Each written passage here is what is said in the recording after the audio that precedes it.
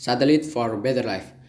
Satelit menjadi sebuah kebutuhan bagi negara-negara di dunia saat ini. Tak bisa dipungkiri bahwa satelit memiliki andil akan perkembangan dunia hingga saat ini. Latar belakang mengapa bangsa Indonesia memerlukan satelit ialah yang pertama, bangsa Indonesia merupakan negara kepulauan. Yang kedua, pemetaan wilayah Indonesia yang masih menjadi permasalahan.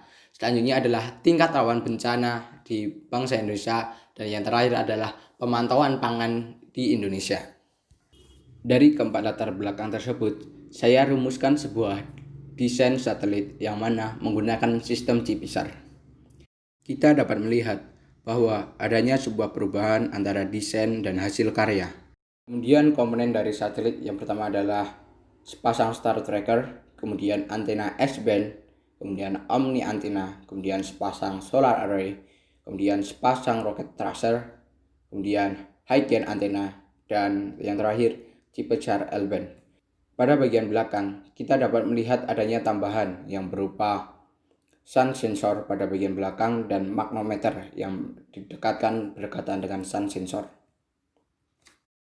High gain antena berfungsi untuk mengirim dan menerima data dengan kecepatan tinggi yang berguna dalam komunikasi utama ke dan dari pengorbit. High gain antena harus diarahkan secara akurat dan oleh karena itu dikendalikan dengan mekanisme gimbal. Selanjutnya, solar array.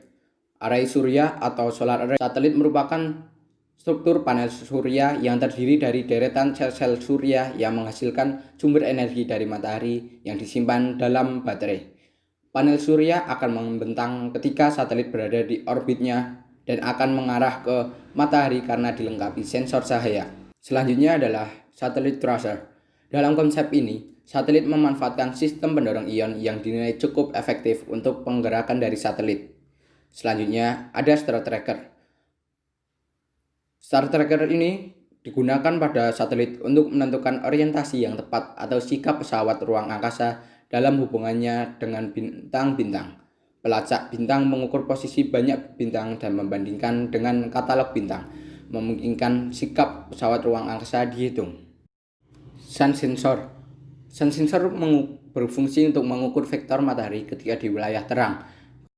Kemudian terdapat magnetometer. Magnetometer adalah sebuah instrumen pengukur yang digunakan untuk dua tujuan umum.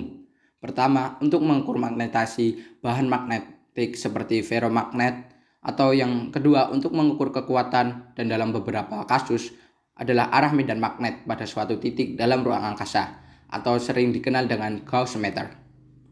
Alat yang satu ini berfungsi untuk mengukur arah vektor medan magnet bumi pada posisi satelit. Dengan misi pemetaan wilayah Indonesia, sikap satelit perlu diketahui operator di ruas bumi. Sebagai sensor utama untuk mengetahui sikap satelit digunakanlah Star Tracker. Namun, ketika berada di wilayah terang, Star Tracker dapat dengan mudah terganggu oleh cahaya matahari atau bumi. Oleh karena itu, sun sensor dan magnetometer diperlukan untuk mengukur vektor matahari dan vektor medan magnet pada sumber satelit. Lalu, dengan menggunakan model posisi matahari dan propagator orbit SGP-4, vektor matahari dan vektor medan magnet pada sumber inersial bumi dapat dihitung. Dalam satelit ini dilengkapi dengan adanya L-band dan S-band sebagai pemancar gelombang dalam sistem CPSAR.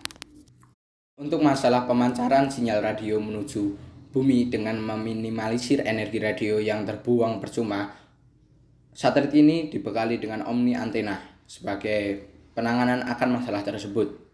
Kemudian dalam struktur bus terdapat baterai, reaction well, transponder, dan tentunya sistem CPSAR.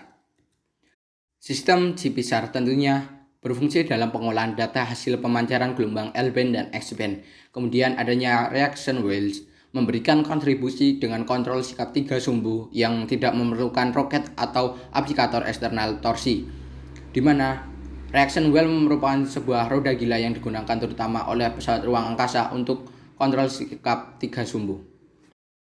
Adanya komponen baterai digunakan sebagai penyimpanan daya listrik guna pemenuhan pasokan energi satelit. Selanjutnya adalah transponder. Transponder memiliki tiga fungsi utama. Yang pertama ialah fungsi transmit atau receive yang berfungsi sebagai pengubah sinyal digital menjadi sinyal radio untuk mengirimkan data ke bumi dan mengubah sinyal radio menjadi sinyal digital untuk menerima perintah dari bumi. Selanjutnya adalah fungsi transponding, yaitu memperhatikan dan menerima sinyal dari bumi yang mana akan menjalankan sistem secara otomatis. Yang terakhir yaitu fungsi navigasi, yaitu berfungsi dalam mentransmisikan beberapa jenis sinyal yang memberikan petunjuk navigasi penting, memungkinkan para navigator di darat untuk membuat kalkulasi yang tepat dari kecepatan dan jarak pesawat ruang angkasa dari bumi. Dalam satelit yang saya rancang ini, sistem pendorong dari satelit memanfaatkan sistem pendorong ion. Sistem pendorong ion adalah bentuk propulsi listrik yang digunakan untuk propulsi wana antariksa. Propulsi jenis ini menciptakan gaya dorong dengan mempercepat kation dengan memanfaatkan listrik. Pendorong ion mengionisasi gas netral dengan mengekstraksi beberapa elektron dari atom, menciptakan awan ion positif. Pendorong ini bergantung pada fenomena elektrostatika karena ion-ion tersebut dipercepat oleh gaya Coulomb di sepanjang medan listrik.